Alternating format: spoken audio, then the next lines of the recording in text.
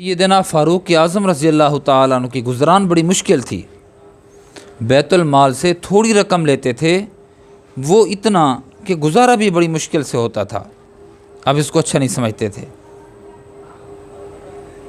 ایک دفعہ حضرات صحابہ اکرام نے آپس میں مشاورت کی کہ وقت کے امیر المومنین ہیں، ہمیں معلوم ہے کہ حضرت کا گزارا نہیں ہو سکتا، کیوں نہ ہم بیت المال سے حضرت کی تنخواہ میں اضافہ کریں۔ اب مسئلہ یہ تھا کہ فاروق اعظم کو بتائے کون، اور جو زائد رقم ہم دینا چاہتے ہیں بیت المال سے تنخواہ کی مد میں، وہ دے کون۔ مسئلہ تو یہ تھا کہ کون بات کرے، فاروق اعظم ہیں۔ تو مشاورت کے بعد طے یہ پایا کہ آپ کی بیٹی اور ام المؤمنین نبی علیہ الصلوۃ والسلام کی زوجائے محترمہ حضرت سیدہ حفصہ بنت عمر رضی اللہ تعالیٰ عنہ یہ اپنے باپ کو بات بتائیں اور کہیں کہ یہ صحابہ کرام کی متفقہ رائے ہے کہ آپ کی تنخواہ میں اضافہ کرنا چاہتے ہیں، لیکن اس شرط پر کہ ہمارا نام ظاہر نہ ہو۔ سیدہ سے کہہ دیا گیا اور اپنے نام نہ لینے کا وعدہ لے لیا۔ اب جب حضرت حفصہ نے ایک دفعہ موقع پا کر اپنے والد سے بات کی کہ ابا جی آپ کا گزارا نہیں ہو سکتا، تو صحابہ کرام نے مشاورت کی ہے، باہمی میٹنگ کے بعد انہوں نے یہ طے کیا ہے کہ آپ کو کچھ اجرت زیادہ دے دی جائے۔ حضرت فاروق اعظم رضی اللہ تعالیٰ نے فرمایا، حفصہ بیٹی بتا، کہا کس نے ہے، یہ مشورہ کن لوگوں کا ہے، کس نے تمہیں کہا؟ اس نے کہا حضرت وعدہ کر چکی ہوں، بتاؤں گا نہیں بتاؤں گی۔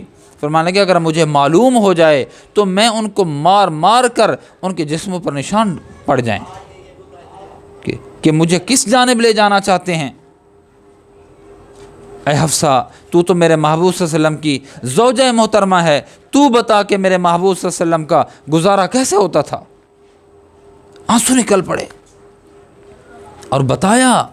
حضرت حفصہ نے کہنے لگیں ابا جی بڑا مشکل سے گزارا ہوتا تھا، کئی عرصے تک، کئی دنوں تک گھر میں چولہا نہیں جلتا تھا، کھانے کو کچھ نہیں ملتا تھا، حتیٰ کہ سونے کے لیے ایک کمبل ہوتا تھا، سردیوں میں وہی نیچے بھی بچھاتے تھے، اس کا کچھ حصہ اوپر بھی ڈالتے تھے اپنے، اور سردیوں میں گرمیوں میں اس کو ڈبل کر کے گویا وہ نیچے بچھایا کرتے تھے۔